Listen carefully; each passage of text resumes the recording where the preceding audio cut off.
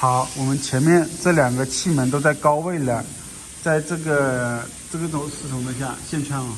不是磁电机。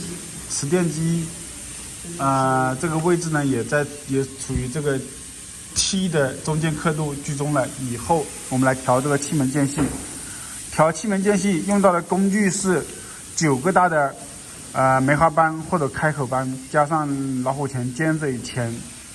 首先我们把这个气门螺钉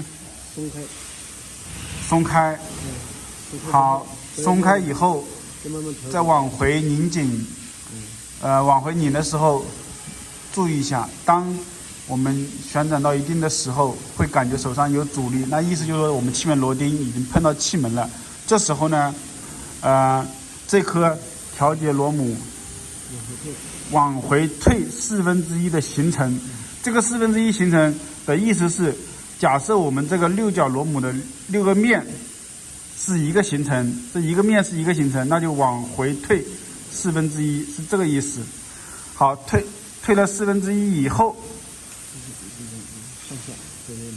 再我们用手去感觉一下，它这个气门是左右上下都有一定的间隙，它会摇动的。好，调好以后，用老虎钳接嘴钳固定这个气门螺钉，再用开口扳或者梅花扳开口扳把这个固定螺栓拧紧。好，这样这个排气门我们就调好了。在同样的操作来调这个进气门，首先松开这个固定螺栓，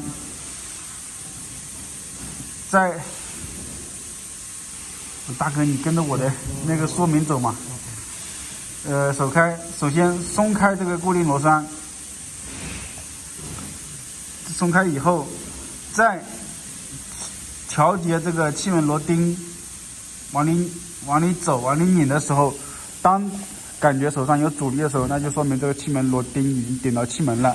好，顶到以后往回退1/4的行程，注意是这个气门螺钉往回退行程啊。好，退过以后再拧紧这个固定螺母。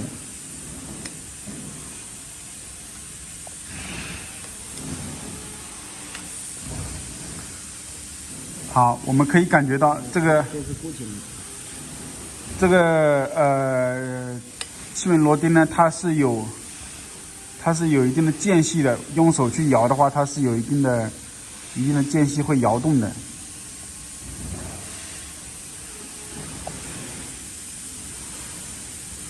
对，我们用手去摇的话，手上是有感觉的。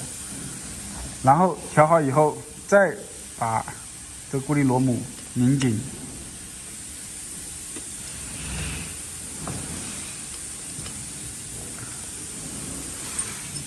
好，拧紧以后，我们再把这个缸盖装回去。装回去呢，就相当于跟前面的拆是一个操作了。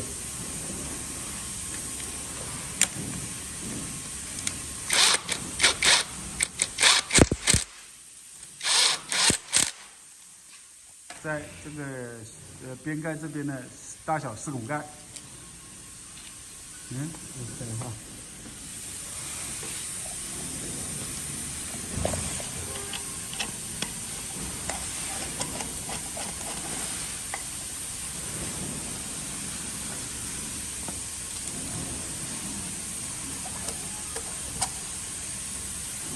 好，这样我们气门间隙就调好了。调好以后，再把发动机装回去，加气加油。